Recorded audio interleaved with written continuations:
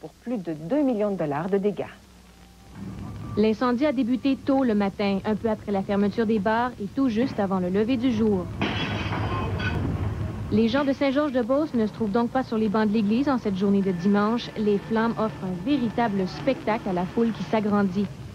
Mais c'est une vue plutôt triste pour ces curieux. Le vieux bâtiment abritant le manoir Chaudière, un restaurant et un bar, est le cœur de la ville de Saint-Georges-de-Beauce. Oui, c'est là que j'ai rencontré ma femme pour la première fois, il y a 13 ans. Et c'était l'endroit où les jeunes allaient veiller souvent. C'est sûr que ça fait quelque chose en dedans. Comme je te dis, c'est des anciennes amours, mais ils n'ont pas le choix, il faut vivre avec. Ouais, justement, hier soir, je suis venu veiller justement au manoir ici.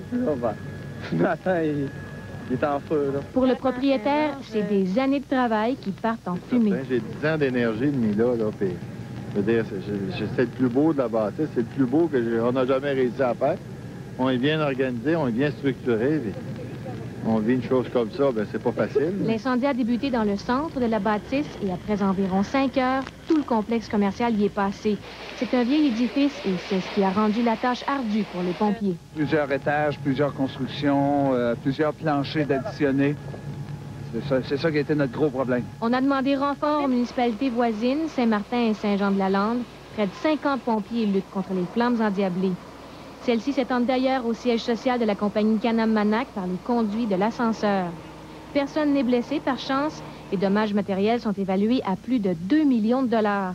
On ne sait pas ce qui a initié les flammes. La Sûreté municipale de Saint-Georges demande assistance à la division des crimes contre la propriété de la Sûreté du Québec. C'est sûr qu'on va faire le tour de toutes les sections qu'il y avait dans la bâtisse, là, les restaurants, puis les discothèques, les différents propriétaires ou locataires, là, les différents commerces qu'il y avait là. Durant les prochains jours, les enquêteurs tenteront de déterminer la cause de l'incendie qui a totalement détruit l'édifice.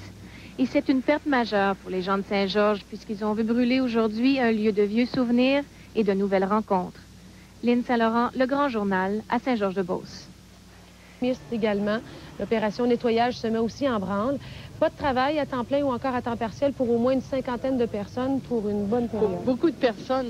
C'est une institution de Saint-Georges datant d'une 40aine d'années qui s'est envolée en fumée hier matin. Ils sont donc venus nombreux cet après-midi voir ce qu'il en reste. Ce qu'ils ont vu, ce sont les enquêteurs qui ont tenté d'examiner les restes du manoir Chaudière. Au milieu de l'après-midi, ils n'avaient pas encore réussi à trouver le foyer de l'incendie. La glace et la fumée leur compliquant la tâche. Dans l'heure qui s'en vient, là, on va commencer à déterrer pour aller chercher dans l'origine.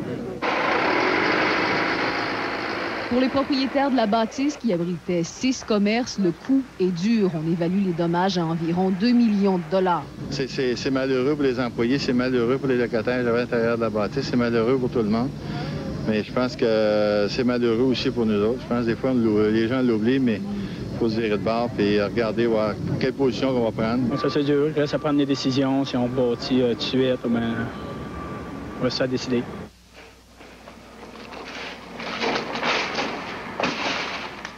Le feu a épargné les bureaux administratifs de Canam-Manac qui étaient juxtaposés au manoir, mais l'eau et la fumée ont causé des dommages qu'il nous a été impossible de voir, un gardien bloquant l'entrée.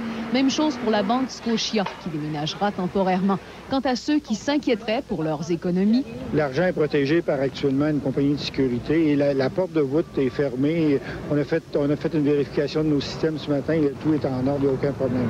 La question que tout le monde se pose ici, y compris le propriétaire, est-ce que ce bâtiment renaîtra de ses cendres? En attendant la réponse, environ 75 personnes, elles, se retrouvent au chômage. Nathalie Pitre, Le Grand Journal à Saint-Georges.